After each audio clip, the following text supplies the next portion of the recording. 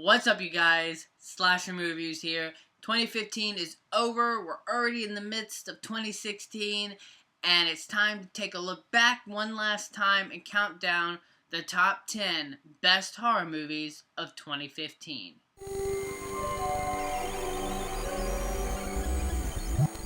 Now, of course, before we get started in the list, please note I don't get to see everything, and a few films that I didn't get to see that could have made the list are The House on Pine Street, Spring, Dark Was the Night, and Deathgasm. Sorry, I didn't see them, so they're not going to be on my top 10 list, but I do want to see these films later on down the road. Now, before we dive into this top 10 list, let me shout out a few honorable mentions. These are some horror movies that I think are really well done. You should definitely check them out. They're just not the top 10 best, in my opinion. Those movies are Pod, the horror documentary The Nightmare, Unfriended, Bone Tomahawk, and Insidious Chapter 3. Now, onto the list. Now, kicking this list off at number 10, I have What We Do in the Shadows. I love this movie. Now, this is a horror comedy that more leans towards the comedy side, but understands the horror element. I mean, this movie is sort of a fake mockumentary, and we are seeing the lives of this vampire society. And not just any vampires. We're talking about these 800 to 900-year-old vampires who are secretly hiding in the world, and we're following this sort of documentary crew as they're going into their lives, and the filmmakers get it. They understand not only the horror genre, but the vampire subgenre, and they poke fun at it and do it in such a gleeful and impressive way that if you're a horror fan, you have got to check out this movie. This is the perfect sort of vampire movie in a sort of post-Twilight era. I mean, the characters are so great. They're all distinct and different, and you're all going to have your own characters. Some are going to like Peter. For me, I really liked Stu. Number 9 is Backcountry. Now, Backcountry could have been a disaster, but thanks to some really great, solid direction and great performances from our lead, this actually becomes a very tight and effective horror movie. Yes, it's a slow burner, so it starts off slow, but let me tell you guys, the tension is there. It builds to a payoff that delivers. I mean, I was completely on the edge of my seat to the point that I was wishing to go back to those slow moments. Number 8 is Krampus, whatever you want to call it. It's awesome. This was such a fantastic movie to see in the theaters. I can't believe I still saw a movie like this in the theaters. This is very much harkening back to those sort of cheesy B movies you would find in the video store back in the 80s. It was an absolute blast and completely understands what makes Christmas Christmas, but with a hard twist on the side. Number 7 is We Are Still Here. Now, like a lot of movies in 2015, this film was also harkening back to a different style of film, and that is the 70s haunted house style. And what I loved about this movie was the sort of amateur approach to it. It felt very amateur. It looked ugly, and the acting wasn't all that great, but it felt very intentional, and it felt like it was a balancing act. But I think that they actually accomplished it really, really well. I mean, this movie felt like it was some old horror movie made, and someone just pulled it out, brushed it off, and threw it in the VHS.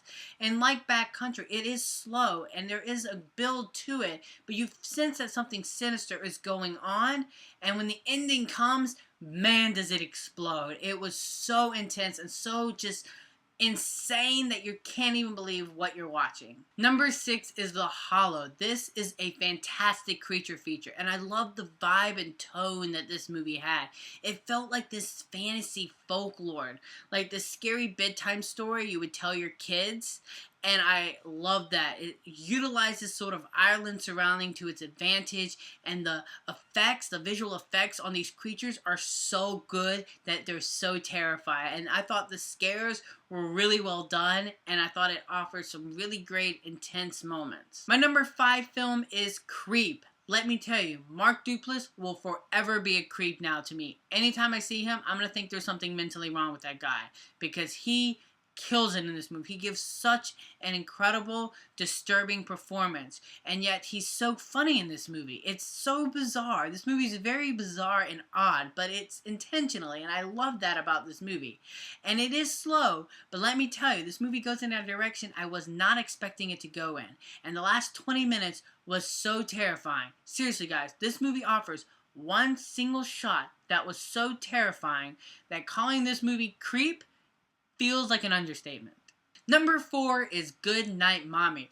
I love this movie, and what I liked about it is this movie is much different than all the other horror films on this list. This very much feels like a psychological horror movie in the sense that it's the story that's really what's really the most nerve-wracking while watching it. You don't know who to trust and what's going on. So the whole time, as each layer is peeled off the onion and more is uncovered, you find yourself trying to figure out what's going on, and you're like, I don't know who to trust. Do I trust them or her? What? I don't know what's going on. And building up to a pretty intense finale.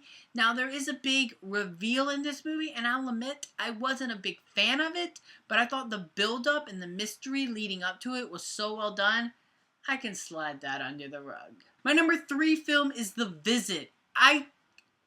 I still can't get over the fact that this movie is as good as it is, you guys. And it comes from M. Night Shyamalan. Seriously, guys, this is actually probably my second favorite M. Night Shyamalan film, right behind The Sixth Sense. That's how much I love this film. I found this movie to be absolutely laugh-out-loud hilarious, but so freaking scary at the same time. This movie delivers everything I personally want in a mainstream horror movie, you guys. This was very much the redemption film that M. Night Shyamalan needed in his life. We're almost done, you guys, and my second favorite horror movie of 2015 is The Final Girls. This movie gets it. This movie gets the horror movie genre, particularly my favorite subgenre, the slasher movie genre. This is a throwback, a homage to 80s style slasher movies. And I loved the kills, the characters, the stereotypes that these characters play, all the dialogue, just everything was so perfect in this movie. And I liked how it mixes between the tropes of today's horror movies and the tropes of 80s style horror movies and mixes up so well. And somehow, at the end of the day, it still manages to throw actual heart and emotion in it. That's things that both today's horror movies and horror movies from the 80s had a hard time accomplishing. We've done it, you guys. We are at the finish line, and my favorite horror movie of 2015 is It Follows. Seriously, guys, all those horror movies that I just mentioned, while great, don't even put its candle near It Follows. Seriously, It Follows burns it out. This movie terrified me, you guys. Seriously, got underneath my skin and scared me so bad. The more and more I go back and watch it, because I'm an idiot, it scares me even more. And honestly, becomes not only the best horror movie of the year, but one of my favorite horror movies ever, you guys. I love the direction. I love the acting. I most certainly love the vibe and tone. That nightmarish feel really just is brilliant. And the score by Disasterpiece, ooh, it's one of my favorite scores ever in a horror movie. It's brilliant. Just, if you haven't seen this movie, check it out.